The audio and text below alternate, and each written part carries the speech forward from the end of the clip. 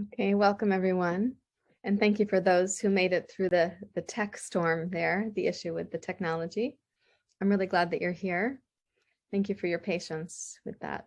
I don't know always why the computer decides it's going to have a whole system shut down and then you have to bring it back. But sometimes it's like that with our bodies and minds and hearts too. We feel like we need a whole system shut down.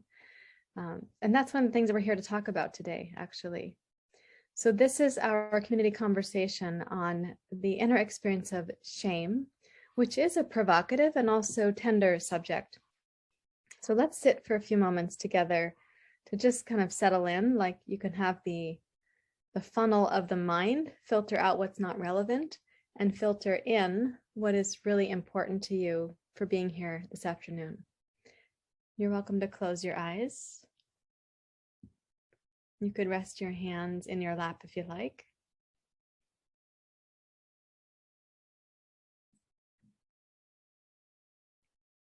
And start to sense the present moment welcoming you. And also your intentions and your logistics for getting here. So there's a deeper part of you that's also wanting you to be here and welcomes you to be here.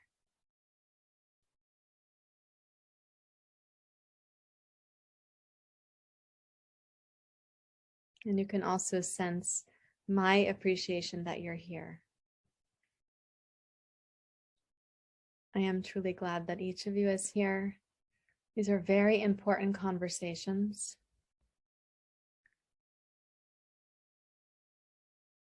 So allow yourself to arrive.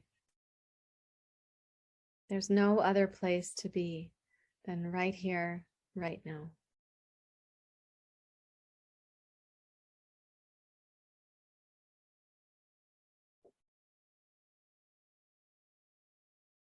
Take a deep breath in. Please raise your hands to your heart. And then you may bow your head to your heart. And release your hands. Thank you. You may open your eyes if you like. And thanks again for being here and for making a dedication to yourself and also to the community. And these are community conversations, so we do come together, and these are not easy conversations. You may not have them in other places in your life. In fact, it might be something that you long to talk about, but where are you going to do so? So, if you've been struggling with food or your body image or yo-yo dieting or anxiety or depression or rumination or the mental Ferris wheel, if you've been struggling with depression or lethargy or apathy, if you've been struggling with the inner sort of perfectionist, like you feel like you have to get it all done and get it all done perfectly, or the inner taskmaster that's telling you to get it all done, and then the inner perfectionist who's saying you have to get it done perfectly. If you've also been struggling with things like future planning and past reviewing, it's highly possible that your brain and your body are kind of wired, at least right now, and perhaps it's been an undercurrent of your wiring, maybe for years, possibly decades. They're wired for vigilance and hypervigilance. And it's highly possible that underneath that, there is an inner experience of shame, that you are trying not to feel how painful that is, right? So what happens is we internalize this experience of shame, and there's reasons why that happens. I'll discuss that in a few moments. But as it's occurring, as the internalized sense of shame is happening to us, it's both astounding and overwhelming to our circuitry. We don't know what to do with it. We don't have anywhere really to put it in our cognition, so we put it in the body. And the pain of it is something that we have to figure out how to not experience. We need a buffer between that pain and our sort of daily ongoing life. So even as a young person, if you internalize shame, it goes in really deeply because you're so sensitive. You're like a sponge. Each of us is like a sponge soaking this stuff in. And so as it lands inside, the pain of it cannot really be known to us. So we quickly develop a couple of strategies. This morning, I was talking to our Hunger, Hope, and Healing community in our phase 2 program, actually. And what I was discussing with them is that we can have these different variations of protector parts. So one shows up as the adaptation that helped us to stay socially viable in the face of shame. And that can have many variations. So one of those adaptations, very common in Hunger, Hope, and Healing, actually is that women are highly competent, or they have a lot of responsibility and they do that really well. For others, an adaptation of being very reliable, very responsible, maybe even quite busy, and accomplishing things on behalf of others quite often. So that's an adaptation that is serving you well if your competence is something that gets you the social goodness that you're needing. However, at the same time that that shame was happening, and you kind of quickly have to develop this social response to it. And again, some of those things are like you become determined to never let shame happen again. So you're going to be competent, reliable, responsible, maybe overdoing or overly responsible, or you might take responsibility for other people's feelings when they don't. You might be more responsible for their emotions than they are. Like in the flash, when you're making a non-cognitive decision or choice to be something that will never let shame happen to you again, what a wonderful plan you're making. Unfortunately, it's not in alignment with reality, because the source that's shaming you, the sort of care providing environment that might be adding that shame to your life narrative, it's not planning on stopping that just because you become what they want you to be. It doesn't work that way, because usually the care providers don't realize that they're actually shaming us. They think they're helping us. They're giving us the life structure, the lessons, the social boundaries, or teaching us our manners and so on, or giving us the guidance that they got so that they wouldn't have more shame, right? So considering all of that, in the flash of that painful experience, you make a sort of protective internal scaffold of things like high competence, overly responsible for other people's emotions, getting everything done, an inner perfectionist, an inner taskmaster, a part of you that learns how to have, like, let's say, uber control over things like your emotions or food or calories or anything that would put you in harm's way. So you create that to try to prevent the pain of shame from ever happening again. Okay, so that's one of your adaptations. At the same time, there's another protector that gets created right there in the flash of the pain of shame, and that is the one that knows how to buffer you. You're going to be buffering. This part of you comes in. It's going to buffer you from the feeling of shame inside. So the first one is kind of like on the outside, I have to do these things that will prevent me from being scolded, being judged, being rejected, being annihilated, being seen as less than, being seen as selfish, or being seen in a way that is not so socially acceptable, right? So that one's on the outside. On the inside, you're kind of simultaneously creating this protector who's going to buffer you. And buffering on the inside is things like eating, using food to numb your body, watching TV, fantasizing, being on Netflix or social media, scrolling on the phone, numbing yourself to your emotions in any numbers of ways, including like reading a lot, or always having a project and never really feeling into your emotions, or being able to disconnect from your emotions and live more in your head. The things that numb us or that buffer, they're really helpful in those times when there's nobody there to really be of help to us. They're so helpful. However, it also blunts our development. And really, it's not your fault that this is happening. If you were in a certain kind of environment with a certain care providing field, in a culture like ours, where parents are shamed for the way that they parent, and of course they were shamed in different ways, in school and work and so on, and they don't want to have bad things happen to us, so their inner shame parts can sometimes try to help us not experience what they experience, but they don't realize that they're shaming us. So it's like a whole system effect happening. But as this is occurring, because we don't have the help we need while the events are happening, we don't get mentored in how to build the infrastructure that would help us to feel the actual feelings and survive them, or the infrastructure that helps us to feel our inherent worth, our innate goodness that is still in there, even if those people who are shaming us aren't able to see it. We're not getting the internal scaffold that's going to help us to feel our feelings, make choices about our bodies and self-care, have clear boundaries with ourselves and with others. We're not getting the inner scaffold. We're getting, in fact, a different kind of scaffold. And if we don't know that it's there, we continue to create the same life again and again. We perpetuate it because we're making decisions based on that inner scaffold. So when you start having an internal scaffold that makes decisions based on your self-worth, your vitality, your clarity, your intelligence, your uniqueness, your okayness, when you're making decisions from there, you've already gone through a pretty important healing arc, and you're able to see where you came from, see where you are now, and then make decisions from the infrastructure that you're currently building and living from. It changes everything. We don't have to go forward in life just like counting calories and trying to get it right. We need not go forward in life always wondering if we're going to make a mistake or if we are a mistake. We don't need to be in the pressure of the diet culture or the yo-yo dieting kind of industry. We don't have to go forward with that. It's not like a choice to be in that and be successful, or a choice to be in that and be falling to pieces. There's a whole nother way to live. And if you haven't seen yet, you can look at the discussion, the community conversation on getting free from diet mentality. I spoke more about those things in that particular session. But truly, it's not a decision between like, am I ever going to get this right? And then you finally get it, and you're free from ever feeling shame again.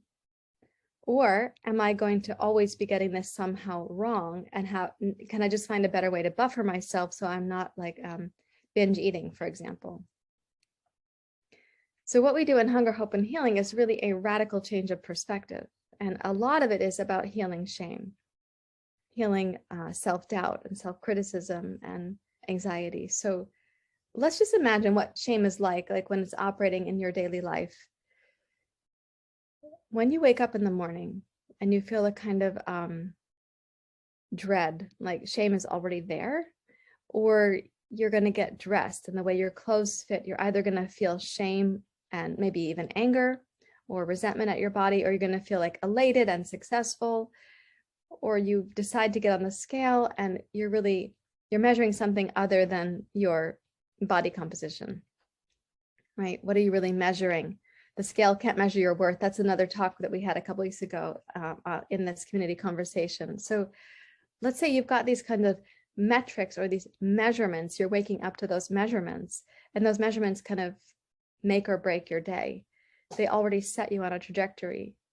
So you've got some, they appear to be the things that are going to keep us in control, right? They appear to be the things that are going to keep us safe, but they're actually tied to the shame, right? Because if I look like this, if I weigh this, if I act like this, I'm going to be okay. And if I don't, I'm not going to be okay. And shame has that kind of brittle emergency kind of feeling.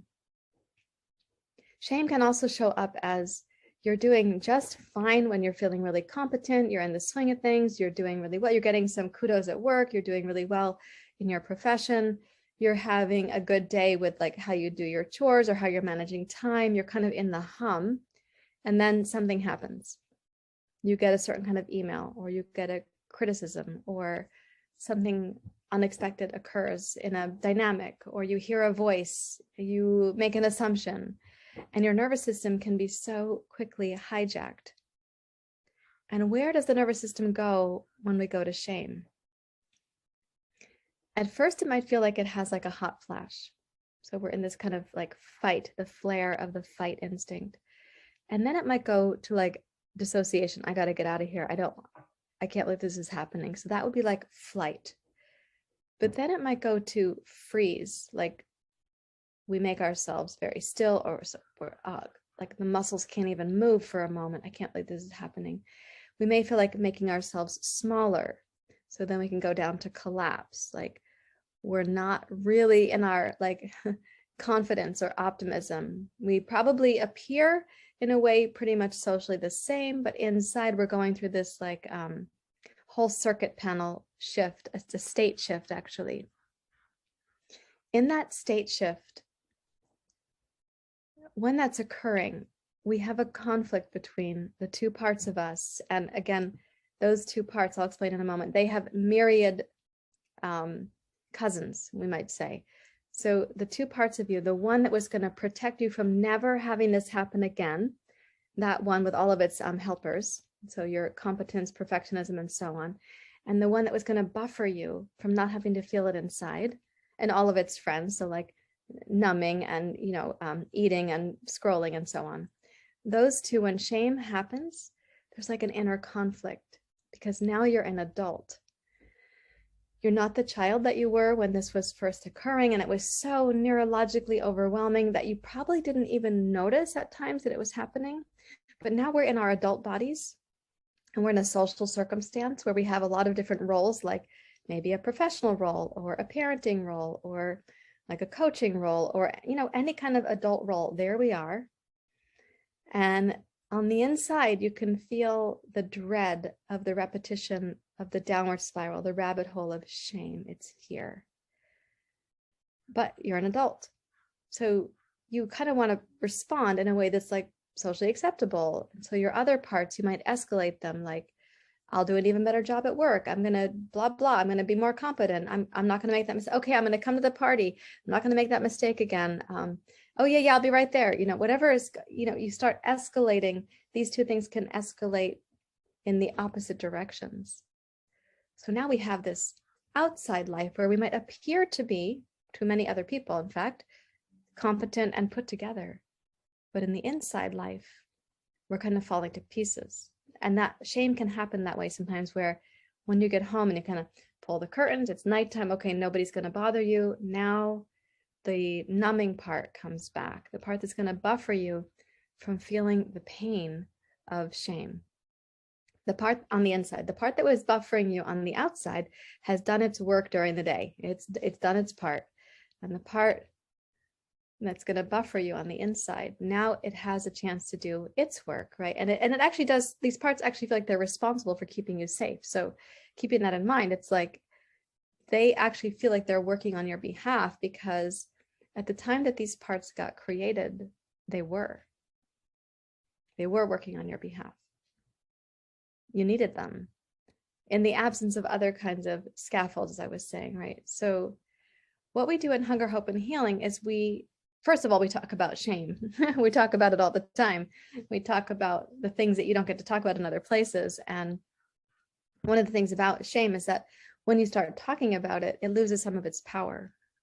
It becomes less able to overtake you, because you're bringing it from the dark on the inside out into the light with other people. And also what we find in Hunger, Hope, and Healing is that you would be highly, highly unlikely to ever shame somebody else in the group for what you would shame yourself for.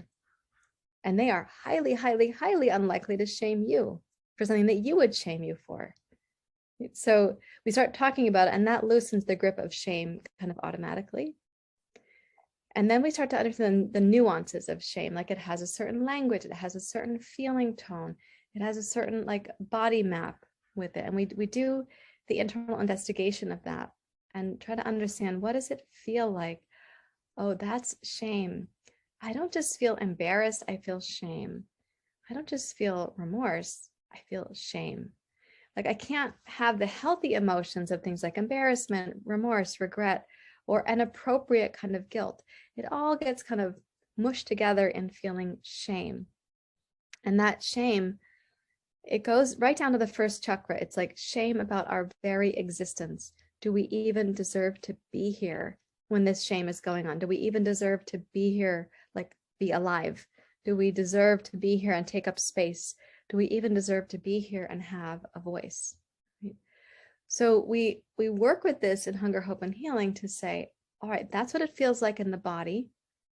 That's what your mind whatever your matrix is, your particular pattern is. The mind sounds like, fill in the blank. The voice tone sounds like, your breathing and your heart rate feel like, your muscles, your body map feels like. Let's get to know what it is. And as you're doing that practice, which is guided for you. But as we're doing it, a cool thing is happening. Your neocortex is coming back online.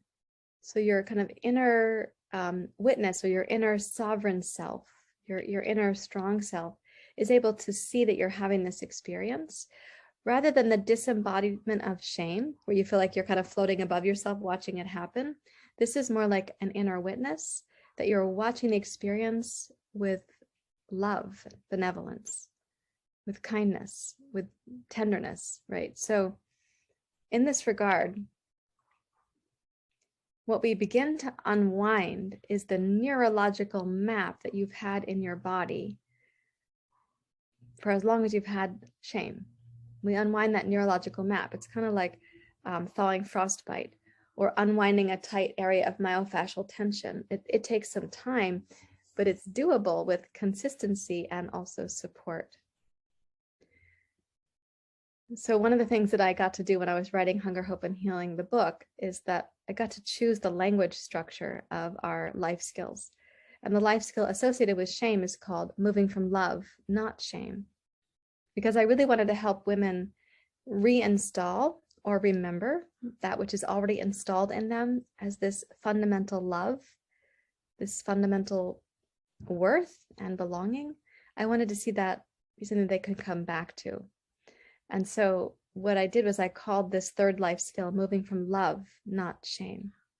The life skill before that is called getting comfortable feeling uncomfortable, because you have to get enough practice feeling uncomfortable about growing, and specifically about outgrowing what has been, right? So you have to get comfortable feeling uncomfortable, the discomfort of realizing that the old story is not the deepest, most true story.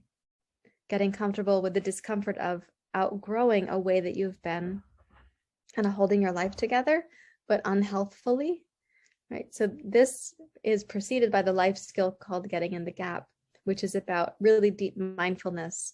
Mindfulness enough that, again, your neocortex comes back online. Shame is held in the lower two brains, your limbic brain, your lizard brain. It feels like an animal instinct, and it has an animal instinct quality to it. That's why we can go to fight, flight, freeze, or submit. So in the mindfulness of getting in the gap, we're bringing on this neocortex as a resource so that we can start to recalibrate our whole system. And it is possible to have this like deep and abiding transformation, a deep abiding release from the confines of shame. That's why we say getting free from shame, because you actually can become free from unhealthy shame. You can start to have a full spectrum life. We call it your 360-degree life. You get to have your emotions, and you don't need a buffer between your emotions and you, because you're able to tend to your emotions in a healthful and helpful way. For all of that, you're going to need some support. I mean, it's just we needed support at the time. We didn't have that support. Support is available now. In fact, we have a program where you can get support. As you know, most of you who are here, you have asked me about the program at one time or another. So, why wait? Let's get free from shame now, right? So let's close here with our conversation for today. And I am sorry that we got a late start because of my tech issues. And I had your questions from earlier, thank you, from the chat and such. So I hope that I've touched on those in an effective way for each of you who's here. And for anyone who's not here but sent me your questions by email, thank you also for those. I think it's such an important topic also for us as women to be talking more and more about, because there's so much disempowerment of the experience of being a woman in this culture. Our bodies are used for marketing and for so much mischief and misguided purpose. And so we can also just have shame about what's like natural and basic in our bodies. So let's have the conversation so that we can start releasing that which isn't being talked about. We can start releasing the tension. We can normalize or humanize ourselves. We can feel our sisterhood, rather than feeling that there's something about us that is somehow we're the one who's uniquely flawed or broken, and everything they say about shame refers to everybody else but not to us. So let's start talking about it more. If you'd like some help, please do reach out to me. I would be glad to hear from you. And I will send you a copy of this recording or the link to this recording too, so that you can review it. And yeah, again, thank you so much for being here. And your support earlier with the tech thing is helpful to me, because rather than feeling shame, I do feel regret, like healthy regret. Darn, it wasn't working. But I also don't fall into shame where I would be like mortified to come back and see you here on the screen. So that's an example where something happens and you feel like a healthy kind of regret or remorse, and yet you can stay connected. You can kind of keep going. You can still have the conversation. You can still be in relationship. Whereas shame would prevent us from still being in relationship, because that's what it was trying to help us do much earlier in life, which, and let me just summarize that one more time. Your authentic self was going to get stored somewhere in like a hidden place, and your adaptive self, your protective mechanisms, were going to come forward and save you from never having to experience shame again. And your internal buffer self was going to be there whenever you needed to numb yourself from the shame that did come again, because the one thought that was, it's never going to come again if we do these things, that wasn't actually true. So we needed the buffer to feel the disappointment of that happening again. But inside, your vulnerable, authentic, beautiful, graceful self had to be kind of hidden. So that's another reason to start having the conversations more and more, so that who you are is not hidden. You get to know it too. You get to discover yourself. And it's so beautiful. I've been doing this for more than 20 years, so I can verify that it's really so beautiful. The healing process is so, so wonderful. So please be in touch. Leave your questions below the video if you'd like. And if you do like these videos, please like and subscribe. I have to say that on YouTube because I always forget to do it. So please like the video and subscribe, and leave me a comment or a question down below. I would be happy to hear from you. Okay, thanks again, everyone. Please take care. Namaste.